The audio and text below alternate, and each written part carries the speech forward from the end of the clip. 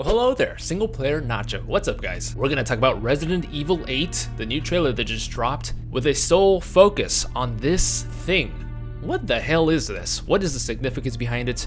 What does it mean? What is this fetus? Why is it on the floor, on the ceilings, on the walls? It's everywhere. And apparently it's very important to the story, according to developers. So why don't we all take a closer look at this, what it could mean. Let's do it. What I want to do first is really zoom into this thing. I know it's really disgusting. It's a lot of ripping and tearing around it. Now, the most intriguing thing I found about this is the stitching that seems to go up across its face. It could just be the texture of the skin. Of course, we have to remember this thing might be alive. It might not be a sculpture or a statue. It actually might be the fetus that we're looking at. It's really disgusting. Why are there so many fetuses around the goddamn village? But the visual cues are giving me this vibe that we will see this thing as an actual boss figure in the game.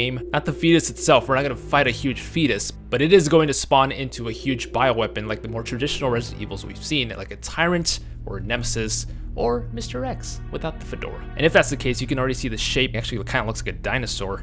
The eyes right here, huge snout, arms, little tail. We're in for a world of hurt, I think. Now let's step away from the visual stuff. I know it's a lot of content there. Let's speculate about the meaning, the meat of this thing. So there seems to be a divide between villagers and crazy people in the village itself. These crazy people, like that witch thing and of course the werewolves, the rich castellans, this is their leader. This is who they answer to. This is wild speculation, but here's the hierarchy I believe the village goes by. So there's this fetus thing that I think is an actual BOW. The rich castle bitches use it as a prop to control the masses of the village and say, hey, this is the leader, this is our leader, but really it actually is a BOW. There's definitely money involved. Corporations, they want to test this thing out on village people, see what it works with.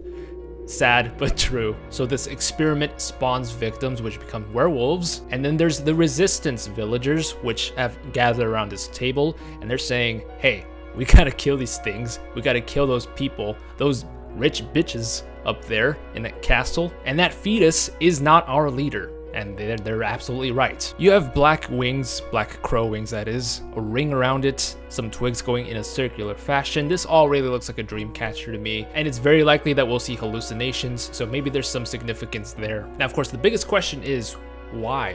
Why did this all happen? Who is the corporation behind this? Who went into this village, talked to the leaders of the village, those rich castle bitches, and said, hey, I got a new BOW formula for you. By the way, it makes werewolves. Now, I don't know about you guys, but I think that Chris Redfield and Blue Umbrella fell off. For some reason, Chris Redfield seems really rogue from what we've seen. He does kill Ethan's wife right in front of his own eyes for some reason.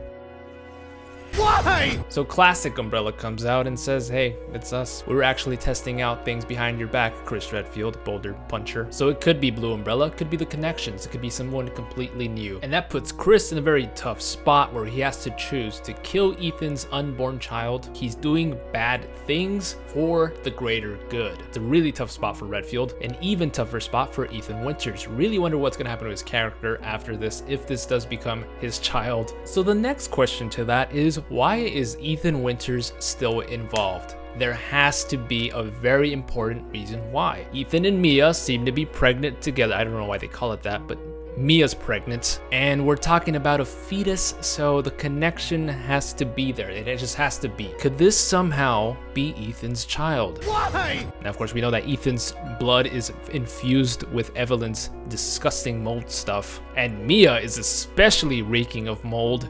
Disgusting. So you mix those two together, you have them do stuff underneath the sheaths, and you get a fetus that is probably going to rule the world, and Chris Redfield is here to save the day. But let's take it back a little bit. Resident Evil 8's here. Let's talk about Resident Evil 7. What is the state of the world after the molded infections? What happens to the entirety of that? We're gonna see. We usually don't have a right after scenario in Resident Evil games. We get like a good gap between games, but this one actually pretty much picks off right after. But going even behind that, even further, Resident Evil 4. Lots of inspiration from Resident Evil 4 into Resident Evil 8. And so what happened in Resident Evil 4? The exact same thing that seems to be happening here. The hierarchy of the castle people are really fucking over the villagers. So I'm hoping to see something about the bakers, learn about what actually happened to them, what's canon, what's not, but more than anything, I really want to know things about Resident Evil 4. What happened to the world after Resident Evil 4?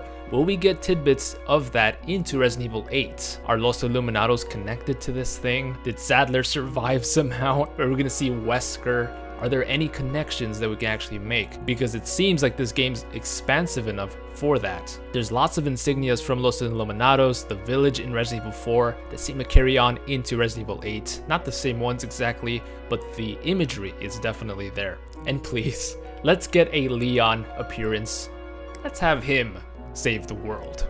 Now, in regards to the fetus, the last thing I want to talk about in the trailer is this creepy ass poem read by Mia. Now, the poem is a metaphor for patience, growing, understanding, curiosity, and impulsiveness. The child goes off to the forest by himself or herself and gets herself into trouble. Now, this could be a metaphor for the fetus.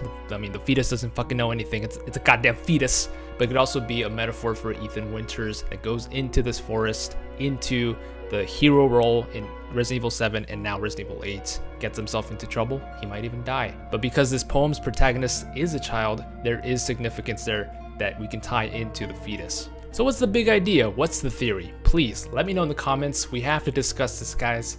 This is the interesting part of every Resident Evil game, the before everything happens. So comment down below your theories. What is this fetus? Will it grow into this huge bioweapon? I mean, it probably is more than meets the eye. According to developers, this is an interview before the first trailer was dropped. The fetus was supposed to be a huge deal in the game. So what do you guys think? Let me know in the comments. Thank you guys so much for watching. Be sure to comment down below your thoughts. Catch me live on Twitch. I'm usually there Monday through Thursday. If you want to interact with me, talk about Resident Evil. We play Resident Evil games, have an awesome community. It's amazing. Check out the Discord if you want to discuss this even further. Share your memes, share your art. It's an awesome place. Don't forget to like and subscribe. And as always, stay single.